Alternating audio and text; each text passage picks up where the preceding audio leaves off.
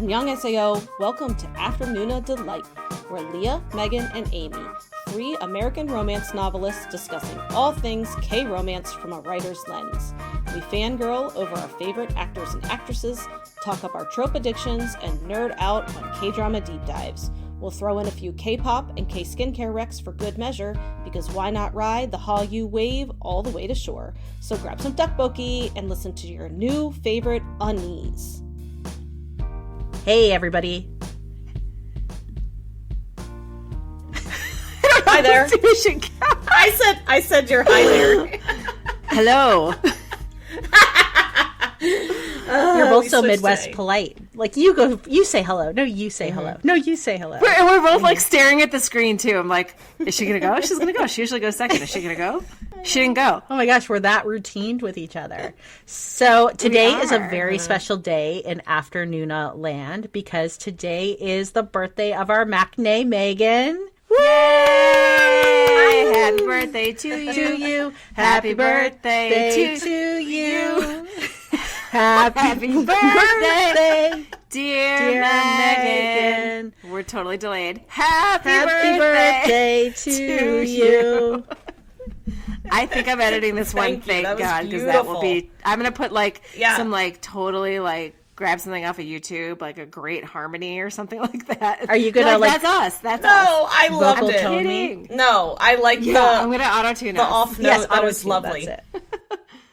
Thank you very much. It was a very nice day. I went to lunch with my mom, and then we went to this cute little boutique downtown, and I'm 39, but I still will not turn away from, my mom buying me clothes. So she bought me this cute little denim jacket, and yeah, it was just a good day. And my birthday, I don't really wear expensive jewelry at all. In fact, I don't even wear my engagement ring a lot. I just wear my gold wedding band that cost $40 back when we bought it, and I'm pretty proud of that. So yeah, I don't ask for anything. Every single year I just ask my husband for macarons. That's it. You got them. Yeah. And so he got me a dozen of them, and they are so good from this local bakery, and I'm happy. So it's a good day. And actually I was because Leah was we can move recording and not record on Wednesday. I'm no, that's a great birthday. It's a great way to end a birthday, is to record with you guys. So you are getting a happy ending.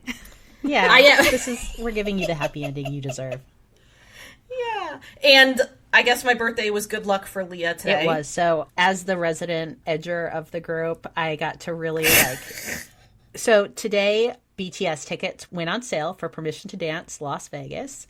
And let's just say I knew BTS was going to be touring, but I was kind of picturing world tour. And so I'd been prepping, it's coming. It's just coming in a while. And it's a really emotional experience to be ARMY. There's a lot of content daily to process that's just coming out from the boys. And it's a lot to experience. And so, they're Soul's coming. And it was okay, great. I'll see Soul in the theater. And then it was and boom, we're going to be here for the Grammys. So we might as well flex super hard while we're here for the Grammys and fucking go to town, have 4 shows in Las Vegas, and then rent out where the Grammys are and just let people watch our concerts on a big theater screen. And so they're just showing up to flex hard in Las Vegas. I have an ARMY membership, and I'm am I proud? Am I not proud? I don't know. I have mixed feelings. I have... You should be. You should be very proud. I have a card with my name on it. So I was able to register for the advanced pre-sale. I've made some friends, some very dear friends through this podcast, an Afternoona ARMY squad. And so we made some strategies. Shout out to Tanya. I felt like I went off and hunted a proverbial water buffalo with her today and brought the good back for the good of the fan, Our Lady fans. And we got tickets. We got tickets for 2 nights, some good seats. I want to, I want Suga holding me in a chokehold. It's going to be good. Amazing. I really hope that happens. Yeah, me too. Okay, so yeah.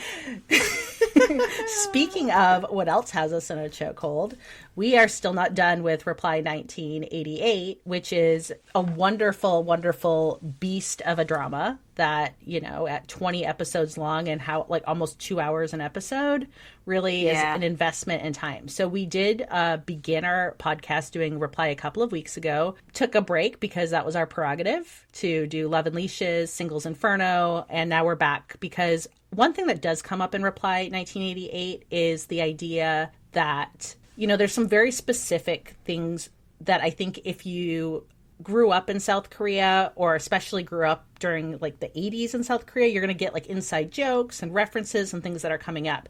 And some of those things just leave us as Western viewers confused. And so we decided to do an I Have Questions episode. We haven't done an I Have Questions episode since, I think, early fall. So we decided to each identify a couple questions that were really just burning within us and do a little bit of research. And hopefully these are questions that you all have had too, and they can provide some illumination and help deepen your enjoyment of this drama. So who would like to go first with a question? I'll start. Let's talk about, because I watched this on Netflix, and one thing that we talked about while we were watching this, we all watched it at different times, but all the replies are on Netflix right now. And there's a lot of blurring out of stuff that's on the television within the drama. And I know we've seen blurring in dramas before, so I'm going to touch on like blurring in general and then touch on basically there's no, like I did some research and there's no definitive here's why they blur it out, but it is a pretty logical, practical reason why they blur stuff out that's on the TV screen. So I'll just kind of dive into this. So according to Koreaboo.com, so Korean television does its own censorship, and then we'll talk about the Netflix censorship. So Korean television censorship has 4 major targets: weapons, cigarettes, tattoos, and brands. Much of the reason, according to the article, is based on trying to make the media as family-friendly as possible, especially if the drama in question is not something that is all about murdering and cannibalism like, say, Strangers from Hell. But the brand censorship can go 2 ways. First, it might be a licensing issue that if the drama broadcasts something the production company doesn't own, they could get sued. The flip side is the possibility of not wanting to give out free advertising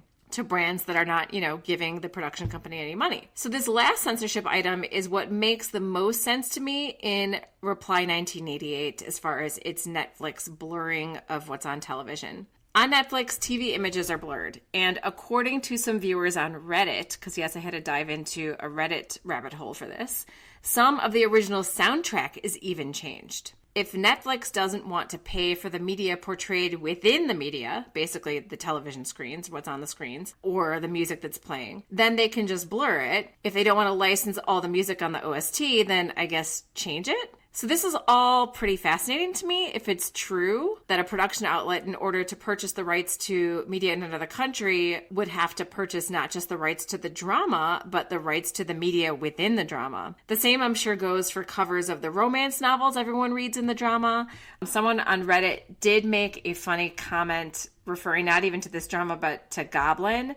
That in Goblin, we get to see a Goryeo soldier run through with a giant sword and blood pouring from his mouth, but that later, in modern times, when there's a bad guy who brandishes a knife, they blur the knife. So, to me, it makes sense. Like, I'm guessing that weapons in historicals are fine because they are a sign of the times, but that the blurring happens when showing them in contemporary scenes so as not to insinuate that modern times are unsafe, maybe. I don't know. But yeah, I thought this was all pretty interesting, because we've seen the blurring before, but I didn't think about the fact that I was watching the drama on Netflix and that there might be licensing issues with Netflix showing a drama that they bought from another country, because there are people in our Patreon that were talking about this, that were talking about, well, I watched it on such and such network and it wasn't blurred. So it's not like Korea blurred those things. Yeah. Netflix did. It's blurred on Viki too. It's blurred on Viki too. Oh, that's I don't want Netflix to sue me, so it's not Netflix, it's Schmetflix. But like, yeah, it makes sense, right? Like that if one production outlet, so maybe Viki, it didn't initially air on Viki, so Viki is buying rights to it from where the network it initially aired on. There may be some licensing issues there as well, and it's a matter of, can I pay less for this if I do this kind of thing? Right, it's like confusing media red tape, basically. Mm-hmm. Mm-hmm. Which, that actually makes more sense. I kind of get that, because not only, you're watching Reply 1988, but then there was, like, other media And if you didn't buy the rights to show, I don't know, the 1988 Olympics or right. whatever. Well, yeah. Right? Like, who do I owe if I'm going to broadcast the 1988 Olympics? Or who do I owe if I'm going to broadcast the debut of this, Korean pop star from the 80s? Oh, gosh, yeah. When they're not going to get residuals from it, right? Yeah, that actually makes more sense. Yeah. That does. And you know what? I mean, that means they're doing it right. I mean, it sucks that they blur it out. Yeah, oh, absolutely. I'm not I'm not blaming them. I'm just saying, like, this makes logical sense to me. It does. I actually understand it a little bit more better now. So I appreciate you looking that up. Hey, no problem. My pleasure. So, Megan, any questions? Okay, so I had a question about bananas. A lot of my questions revolved around food, which probably is not surprising. So there are many scenes in Reply 1988 that treat bananas as very precious. I mean, there was even Sung-woo sharing one banana with his sister. And mom. It was all three of them. Oh, yeah. One banana. I think they cut it into thirds, right? So yeah, they really treat it as precious, almost a delicacy. And as someone who often needs to make like banana bread in order not to waste brown bananas, I was very curious on the banana situation in Korea in 1988. And obviously I know that's not the situation in Korea now, which I'll get to. So this information is from a 2016 article in Asia Today. So the price of a banana in 1988 was around 2,000 won. I did a little research, okay? Bear with me, on inflation. And 2,000 won in 1988 is equal to more than 6,000 won today, which is about $5. For one banana? For one banana. So at the time, it was like over $1, which actually over $1 for one banana is still a lot. But I tried to like give it context. Do you know what I'm saying? Yeah. Okay, believe it or not, like we buy bananas all the time. Actually, my husband, we actually don't have that many brown bananas because my husband eats like a lot of bananas. So but I never look at the price because it's like bananas. Do you know what I mean? So I never really look. So I actually had to ask my husband. And he said they're typically like 49 cents a pound, which is, pretty cheap. So anyways, I mean, so hell yeah, like $5 for one banana? I wouldn't pay that. My grocery store often has like bananas sitting out that they're like, if you're a kid under 6, you can take it for free. So anyway, at the time, the price of one bunch of 17 bananas, which seemed like a lot, but so I'm not really sure how 17 is a lot of bananas to buy. Right, so I'm not sure how like their bunches works, but that's what the article said, unless it was like a misprint. But anyway, the price of one bunch of 17 bananas was 34,000 won. If I did my math right, which, is a little questionable, that would be equal to about $100 today. $100 for freaking bananas. So to put it into perspective, now this is from the article, it would have been less expensive to take a flight from Seoul to Busan, eat beef, take the bus to Hyundai, buy 2 bottles of beer and a pack of cigarettes. All of that, and you'd still have 1,140 won of the 35,000 won left over. Okay? That's how expensive bananas were.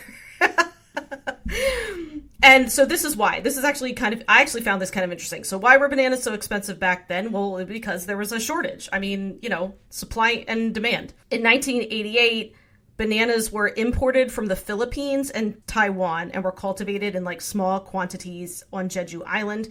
It was even said that, 3 boxes of bananas were enough to pay for a college tuition. Wow. So the reason for the low banana imports was because of a trade policy at the time between the Philippines and Korea.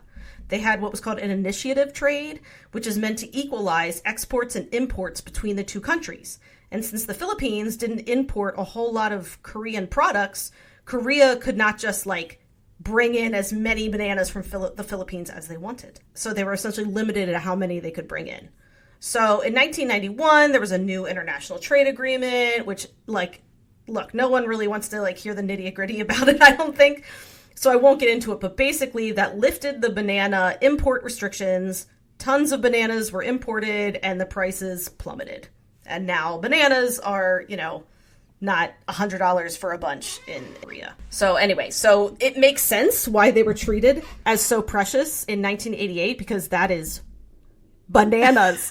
Oh my! How long were you waiting for that? Like in your head, are you like, I get to say bananas? No, it actually just came to me, so I'm really proud of myself. That was A+ dad joking. Seriously, right?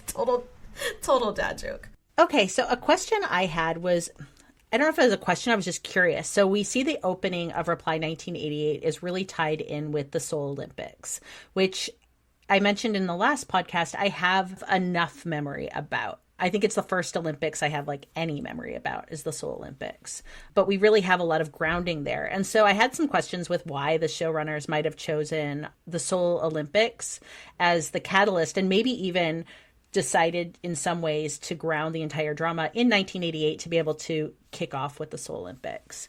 And so in 1988, it was a time when the world, I think, was looking at this small, war-torn nation to see if it could demonstrate its ability to transform from this geopolitical proxy war zone that had been occupied for the first half of the 20th century, or not the first half, but, the first good chunk of the 20th century, and then was completely devastated by war only 35 years before. And the big question, I think, on a lot of folks' mind from what I was able to see in newspaper articles and things like that, was this idea of, is South Korea is it really ready to transform into a modern player ready to take its rapid modernization that was happening with that whole idea of the miracle in the Han River to scale and open up to international cooperation. So the Seoul Olympics were held from September 17th to October 2nd, and they were the second Olympics ever held in Asia, the first being Japan.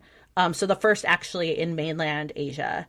And they were also the first Olympics to ever be held by a developing country, which is what South Korea was considered at the time. So dictator Chun Doo-hwan submitted Korea's bid to the IOC in September 1981. And a big part of his reason for doing that was to help bring legitimacy to his authoritarian regime amidst increasing political pressure for democratization and to provide protection from increasing threats from North Korea and showcase Korean economic might. And again, the miracle of the Han River to the world. So the theme of the Seoul Olympics was harmony and progress. And the games were really viewed as this transformational event in many ways because they did truly open the country up to increased international relations, as well as developed critical infrastructure in Seoul and strengthened overall national pride. And just touching on that idea of increasing international relations, it also precipitated diplomatic recognition of the South by countries in the socialist bloc. So really,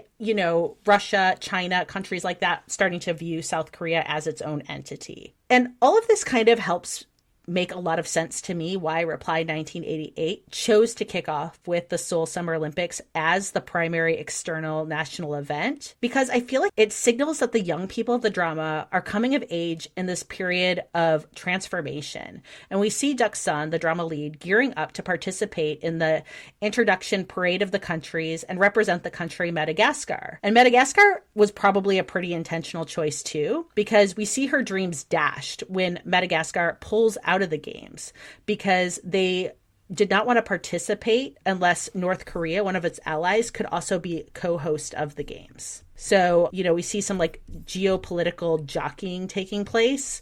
And as a result, our young heroine, is unsure if she can even hold her sign. And lucky for her, Uganda had a sign spot open up, so she was able to walk with pride, still representing her country. But again, I feel like it just makes a lot of sense why this was the time that they chose to set an 80s era nostalgic piece, I think, because it really is, you're seeing the country kind of just on the cusp of becoming the country that we recognize as South Korea very much today, I think, when the average, Westerner thinks of the country. Yeah, that's really cool. I love the history of it because, of course, when I'm watching it, I don't appreciate this because I don't get it. And that's, not even just lost in translation, but lost in, our Western view. So I love that you looked that up, so thank you. Yeah, and I think it's interesting, too, because, to me, 1988 doesn't seem that long ago. And I have to remember that 1988 in South Korea there was a lot going on. I mean, in a way, they're a new super country new. In the form they are now. Do you know what I mean? So I have to think about that. That would be, America holding an Olympics in 1776. Yeah, but yeah, as dictators, as politics are rapidly shifting. Right. And really, I think the other thing too is just when you think about the idea of the Korean War, really, I think that's what strikes me too, is 35 years before, there's a massive proxy war in their home country. The country's divided as a result of it. And then here we see 35 years later, this rapid shift forward. I mean, we're all older than 35. So longer than, you know, any of us have now been alive, including our Macne Megan. It's just, yeah, it's bananas. And I think that is something, again, that as I get older too, I feel as if you can see that time, it's cliche, but time does move quickly. And when I was little, things that felt like ancient history were not even close to ancient history. They'd only just happened, but they felt so long ago. So true. All right. Well, I think it's a good time to dive in with some cultural references that I had some questions on. Actually, the first part of it isn't really a question. It's more of a, oh my gosh, what did I miss? And I found this out while I was researching something else. So in the what did I miss category, Reply 1988 is rife with pop culture references from 80s television stars to idols. One such television star is Lee Mi-yun, an 80s and 90s star some of our male teen heroes admire on TV in one of her earliest roles. This is one of the things they're watching, and they're talking about Lee Mi-yun and how beautiful she is. And what I missed was Lee Mi-yun is who plays present-day adult Duckson. Oh my gosh! And see, if you're Korean, you probably got that. Like, you got the, yeah, and for us, we're like, oh my god! Yeah, I feel like an idiot. I had no idea, so that's really... I had no idea, and that's so cool, and I'm glad you found that out.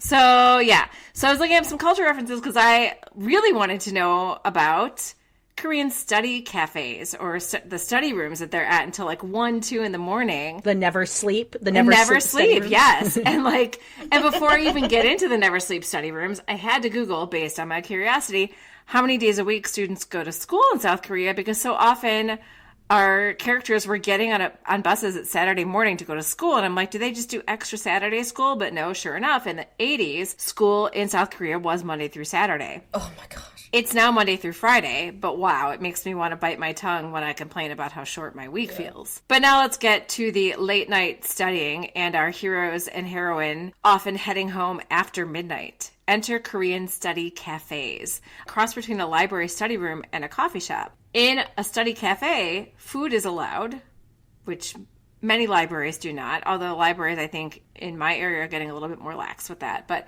food is allowed and is often very cheap, since you often pay a small fee to rent the desk or the space in the study cafe. So there might be like really cheap like snack foods and drinks and stuff like that. They're not like, we're not getting like Starbucks type beverages and stuff. And study cafes are open later than libraries, some even 24 hours. Study cafes tend to have multiple types of studying setups, from individual study carrels to tables for small groups, or even more like comfortable couch type seating with coffee tables to have a more relaxed setting, all aimed to cater to South Korea's study culture. Some even allow you to rent out your desk space for a week or a month at a time so that you can leave stuff there and no one else can use it. So that was really kind of fascinating to me because, first of all, I pulled all-nighters in college, yes, like all the time. But that was because I was a procrastinator, not because I was a good studier. I've always been a writer at heart, and if I had a paper due for my, British literature class tomorrow, I'm writing it tonight, my 8-page paper. And that was just my thing. But I was not pulling all-nighter study sessions unless I had like an exam the next day. And so our teens in Reply 1988 were very studious, or at least Duckson tried to be. She went to the study cafes. She wasn't really doing what she was supposed to be doing there, but She and Dong-ryul like to sleep a lot. Right. Oh my God. When he's sleeping like on the floor, under the chairs and stuff like that. The only time they showed him studying was when he studied his hemorrhoids. That's the only time. That's the only time he actually studied his home remedies. Yeah, so I was really intrigued with this because we don't have anything like that here. Like we have curfews, like teens aren't allowed to be out, after, I think it's like 10:30 or something like that. I mean, they always are, but like if you get pulled over and you're out past curfew, you can get a ticket. And I guarantee you, like I get notifications because I'm on my kids' like classroom management system. So I get emails from their teachers, like whenever they have a quiz, like I just get the same emails they get. And I saw that like Sydney had a math quiz today. I'm like, do you have a math quiz tomorrow? She's like, yeah.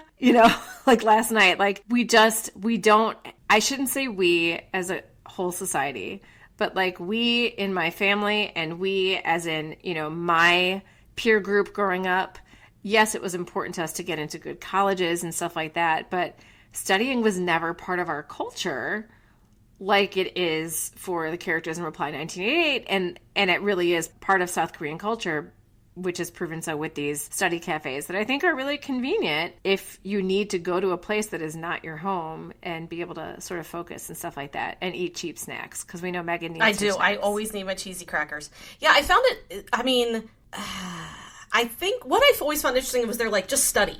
And I'm kind of like, what are you studying? Like, are you studying for a test? Like, I just feel like, I feel like the culture here is you're studying for a very specific thing. So you're studying for a test, or you're writing a paper that's due, like, the next day. But I don't know many people who are just like, I'm going to go study. Right. Like I feel like. That's what I'm saying. It's not part of our way. Yeah. Yeah, unless you're like, I don't know, man, or you like, you really love your subject that much. I've never, usually you're always studying for something. But this is my wag of the finger, I think, and like in what we do have for education as well. And look, I hear what you're saying, and there's some fair points there too. And then to kind of wag the finger back at us is I do feel as if there is a lot of reward for students who understand how the game is played. So you study, study for the test. You basically are aiming for that gold star every time you do 100% your assignment. But are you learning critical thinking? No. Are you learning anything like that? No, because they come and see me at university and I'm like, oh, good Jesus. No, that's, like the way that our grading system is now in my particular district for middle school and high schooler, it's 80-20, meaning your homework and practice is only worth 20% of your grades and your tests are worth 80. So the good test takers are rewarded, and the kids who just... You were a good test taker, Megan? Do the work.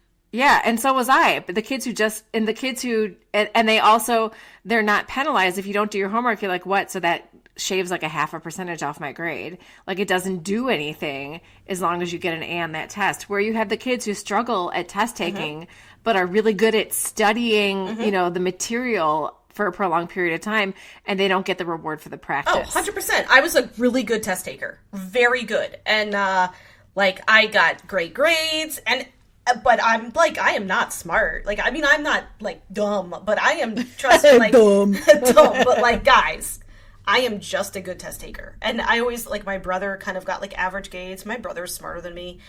He just wasn't a good test taker. And I don't even think Neil was a good test taker, but like, I think he's one of the smartest people I know. But I graduated with a much better GPA than him because I'm just a good test taker. But I don't think there are so many things I have not retained because I don't think I was really taught how to properly. Yeah. I brag all the time about not having had a math class since high school because I took AP Calculus and I took the AP test, and that passed me out of math in college. If you were to put the AP Calculus test in front of me right now, and I went to study sessions at my teacher's house because this was before that was like illegal. Oh, wow. To like be in your teacher's home. Like she held study groups at her house like for like the week before the AP test, and like I did well enough on the test to pass out of math in college. But if you put an AP Calculus test in front of me right now and said, if you cannot get one of these right, you will die. I would die. I would die. I retain nothing. But I learned how to take the test. So maybe what it is that it looks to me from an outside observer that there's a lot of emphasis on rote memorization that was happening in the Korean education system. And then for us, it's a lot of curated to like chomp off and look as if you excelled in something without that retention. And so you can take like ACT classes and SAT classes that don't teach you the content, they teach you how to take the test. Yeah, I mean, I know that was always a big thing. Like, are we teaching to the test, or are we teaching to like actually like? We teach to the test. I believe. We teach to the test. We do. So yeah, I'm not wagging the finger at South Korea. It's just interesting to me that they have this study culture that we don't, and like we're pointing out why we don't. Right, and I think neither seems aspirational to me in terms of what.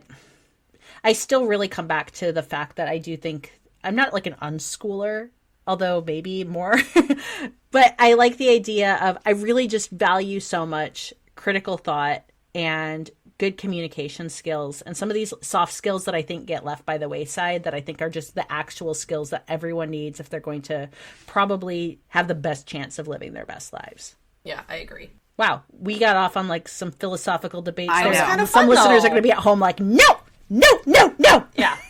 Sorry, if you just let us disagree- talk about We're not making the call on what education should be. No, we're. Yeah. Let me just tell you that as somebody who works in education, it is a broken system. I think I think we're just pointing out. Very well aware of that. I think very well aware. Yeah, of and that. I think more we're just pointing out that there's a difference. Like there's a marked difference for us. But you know what? There's going to be a marked difference from how we studied and how the kids study today too. You know what I mean? Oh, 100%.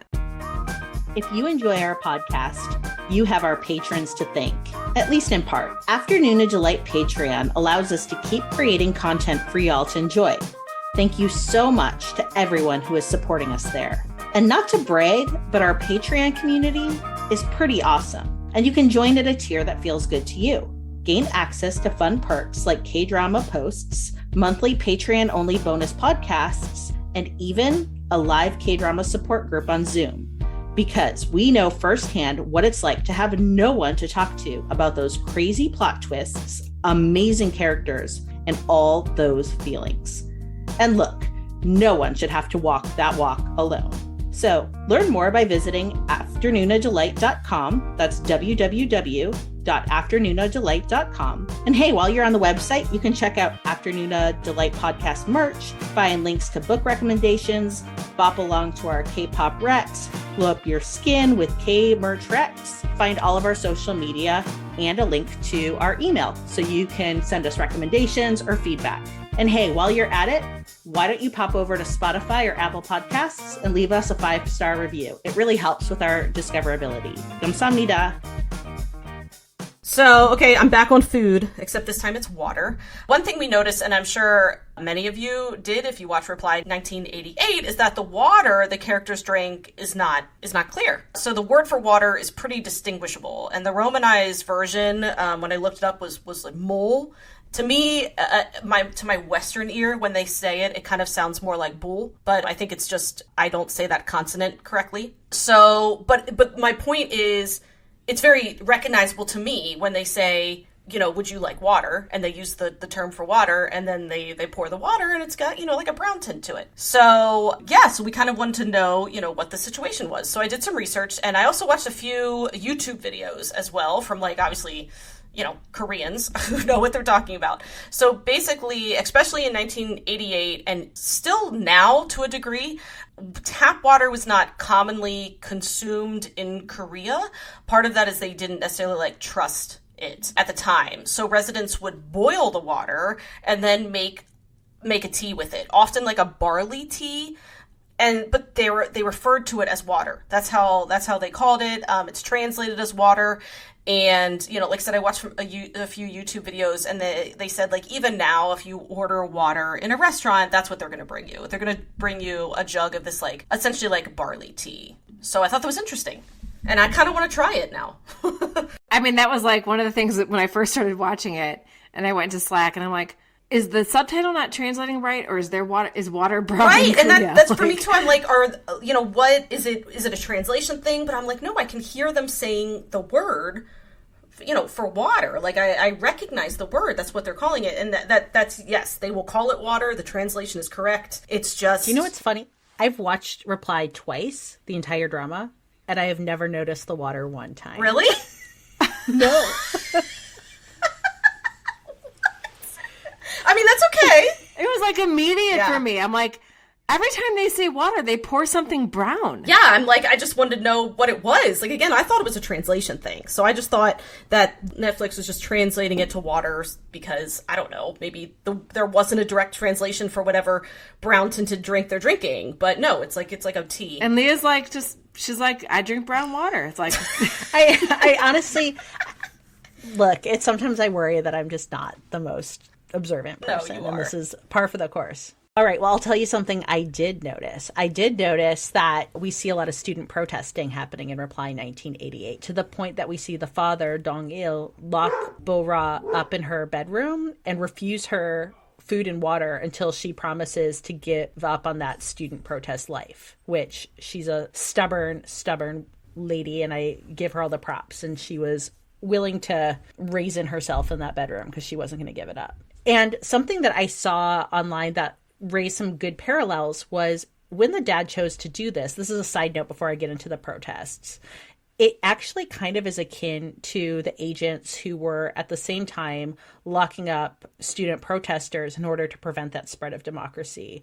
And he's doing it under the guise that, you know, she is a potential professional in the family. He also, I'm sure, has experienced quite a lot of trauma given his own age and what he's come through. But there is kind of like this irony in the parallel that as the nation's, you know, law enforcement are unfairly treating protesters with the idea that that was what was best for the nation, so does the dad as well, even though he's this beloved, lovable man who's trying to do the best for his family. So I just want to make that as an aside because I thought it was an interesting parallel. But during this time, demonstrations were forcing the ruling government to hold elections and institute other democratic reforms, which led to the present day government of South Korea. So prior to the Olympics and, you know, kind of more in like the 87s, we had a massive upheaval that happened and shifted the political dynamic. And so we're now seeing in 88, I believe, the students demanding the arrest of the former dictator, Chun Doo-hwan, and clashing with riot policemen in very violent street protests. It looks as if, you know, there were sometimes up to 20,000 students from over 80 colleges taking part in rallies or street protests in Seoul and then also a number of provincial cities. And they all had a common complaint, which is accusing the former dictator of corruption and human rights violations, and rightly so. You know, students would get arrested, they would get injured, they would get cuts, they would get burns, there was tear gas, all the things we were seeing in the drama happening. And you would often see them out just saying, arrest Chun Doo-hwan, but also punishing the current leader of the time, Roh Tae-woo. And Mr. Roh was being criticized during that period as well, apparently, for being slow to investigate corruption charges against his predecessor. So the former president was being investigated over his role in putting down a very well-known civil uprising in Gwangju in 1980, where at least 200 young people died in a military crackdown. So again, this was just what Bo-ra was doing was really exactly what she developmentally should have been doing at that time, which is she is seeing a better possible future, a more democratic future. And, you know, she and her fellow students have kind of come of age at a time where they're not asking, they're demanding to have those rights put in place. And I can also sympathize to some degree parents being afraid of their children's safety, what that could mean having grown up during very authoritarian times of not knowing what the state could do if your child ends up inside of the state. And so, you know, seeing that clash kind of playing out within the family, even to the degree it did, which, I mean, it was a pretty big part of the plot. I don't think it was like the whole point of the drama, but I felt like it really like ran through a couple of episodes. I think it made a lot of sense. And again, kind of added to some of those nuances of the times. Gonna say I thought it really fit Bo-ra's character as well. It made sense to me that that is what she would do, and I really loved her, by the way. Yeah, I loved the growth of her character, and this was a huge part of it, and I really enjoyed that. So I appreciate the background. Yeah, and thank all you. That. There was one other little cultural thing that I wanted to bring up, and I don't want to give a huge spoiler, but this is something towards the end of the drama. So if you don't want me to give any hints to you about the ending of Reply 1988, then cover your ears for the next 45 seconds or so. So at the end of Reply 1988, there are two characters who want to get married, but their families protest because they have the same last name. I had no idea why this was an issue. I did not know the history of this, and I brought it up to Leah and Megan, and Leah did know a little bit more about it, and so I decided that was something that I wanted to touch on since it was new to me, and so I did a little bit of research. So same name marriages. I was thrown by this and I wanted to know more. According to a New York Times article from 1996, that's right, there are articles online from 1996, way, way back when yours truly graduated from college. Do the math, people. Now you know how old I am. So when it was still illegal to marry someone with the same last name, a court actually overruled this in 1997. So this is from the article. For centuries, South Korea has had a law barring couples with the same name and the same ancestral village from marrying. Although this was probably originally conceived as a way of preventing incest, it has developed into a strong ostracism of same clan marriages. Separately, there is a law against incest that prevents marriages between relatives up to third cousins, but for purists, that is not enough. So according to folklore, and this is still all according to the article, according to folklore, the practice was brought over from China early in the 14th century after a Korean messenger named Li visited China. His Chinese host asked him his wife's name, and upon hearing that it was also Li, the Chinese supposedly replied, "Ah, you're not an aristocrat, you're a commoner." When the messenger returned, he relayed the story to the Korean emperor, who immediately declared a ban against same-clan marriages. So surnames alone can also be deceptive. For some people named Her or Lee, whose origins are from the city of Incheon, may also be from the same family clan as Kim. And many people surnamed Cha and Yu are from the same clan and trace their common lineage, it is said, back to two brothers who, in escaping from the authorities after committing a crime, changed their last names and then survived. And the article goes on to say, if you throw a stone from the top of Mount Nam, it is bound to hit one of those people. Members of the three biggest clans, said Kwak Bai-hee, a lawyer with the Korea Legal Aid Center for Family Relations.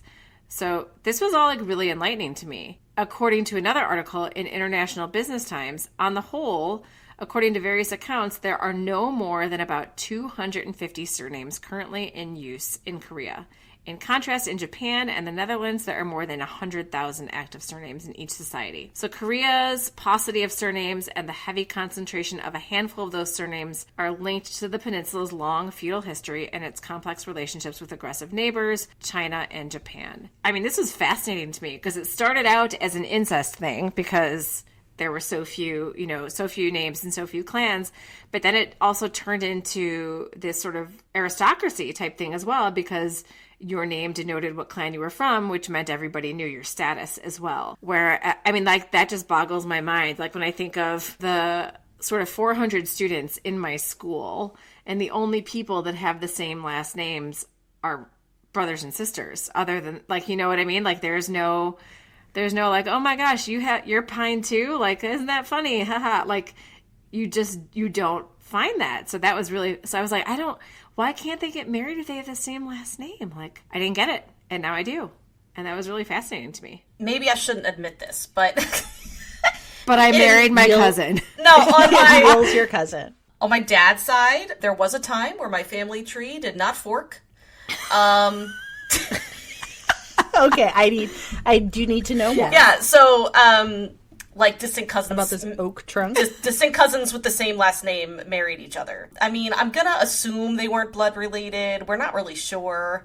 My dad's last name is a little...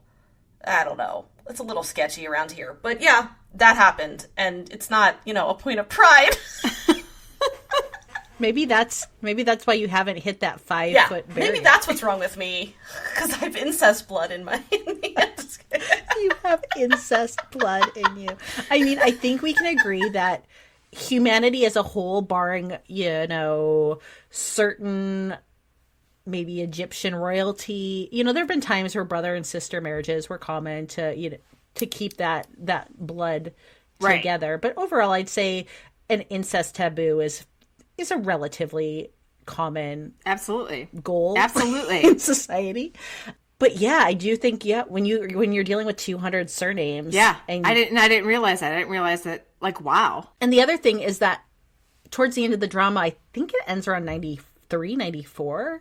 Is that correct? Yes. And so when we have characters who are wanting to marry and be happy and live out, I remember there's a line too where one of the characters says something to the effect of, the law's about to change, like it's changing any second. Right. And it actually doesn't. It goes on for a few years, another chunk of years. Right. Yeah. Mm-hmm.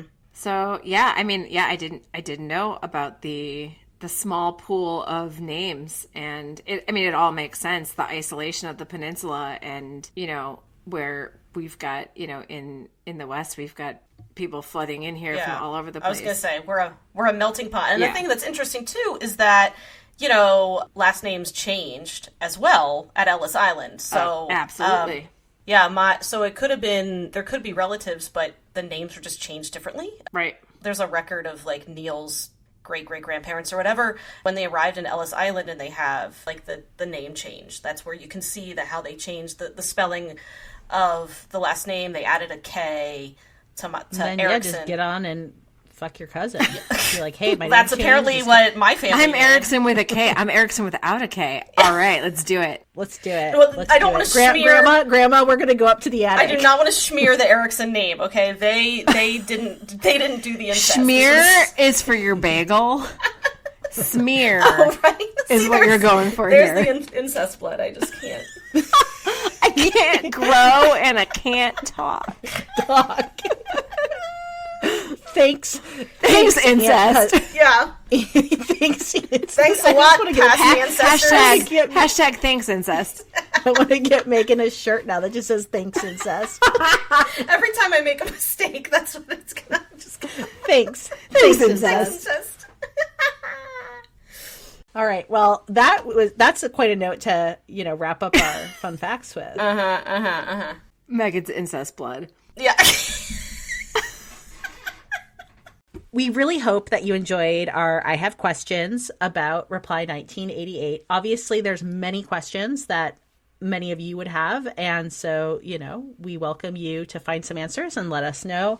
And we also do acknowledge, like we said before, that this is a very, very meaty drama. We were never going to be able to talk about every aspect of it, but you can always slide into our DMs where I will be happy to chat about all the secondary characters we didn't get to touch on.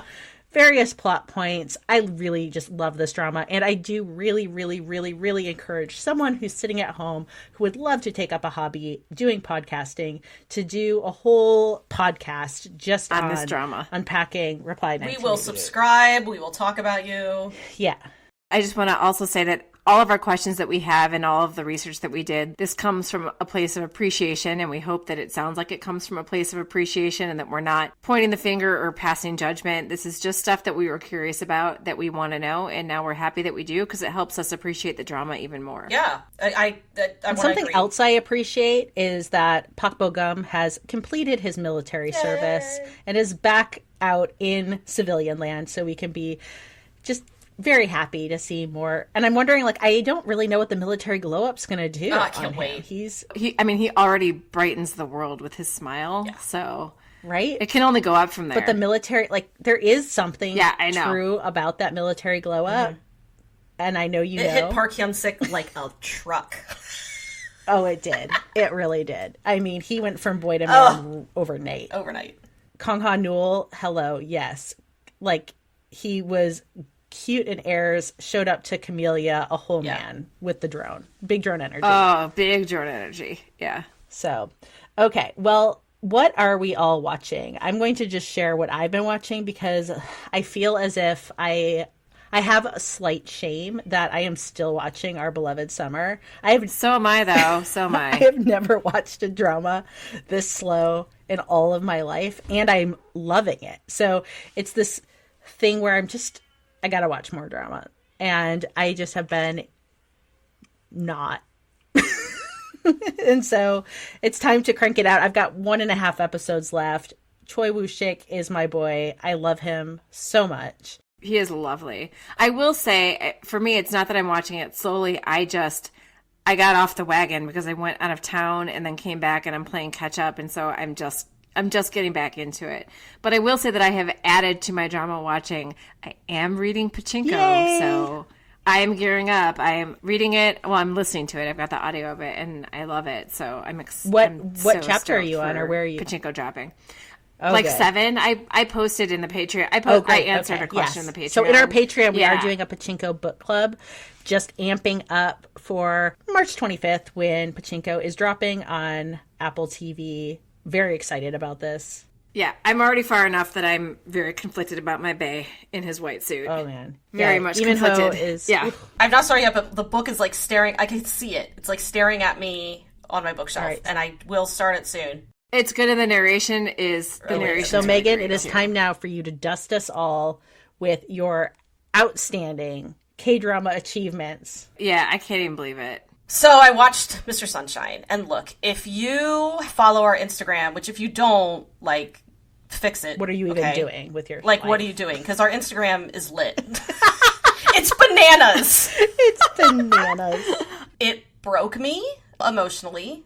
I honestly, it probably was not healthy to watch it as fast as I did, because I think I got so immersed in what was happening that dragging myself out from like the undertow of Mr. Sunshine was a lot. I did it too, though. I just jumped in and drowned.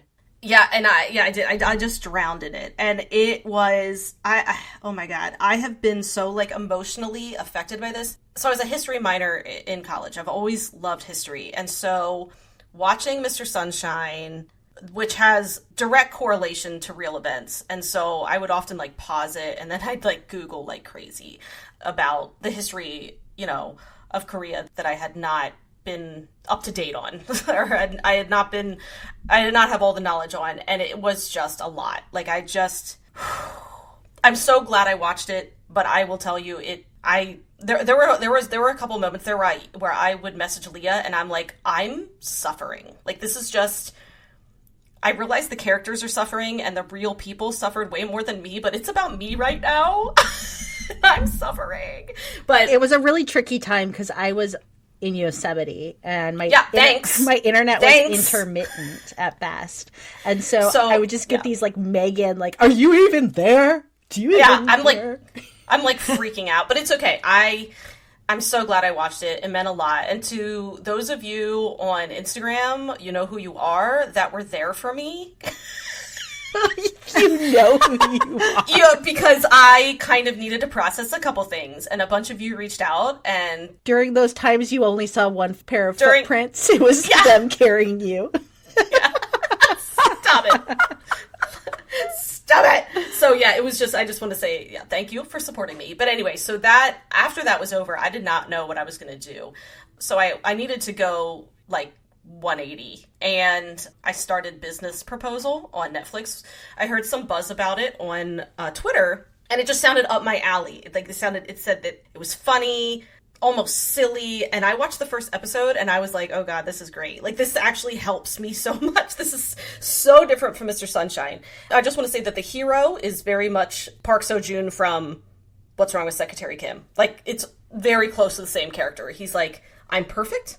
Why would you not want to marry me? Like, he is like, extremely attractive, kind of closed off, all about business. Anyway, I'm really looking forward to seeing how it goes. I'm also watching 2521. I'm a little behind, but that's also currently airing. But I love it. Like, I'm obsessed so far, but I had to watch Kim Tae-ri and Mr. Sunshine and like see her journey there before I could like finish her journey or continue with her journey in 2521.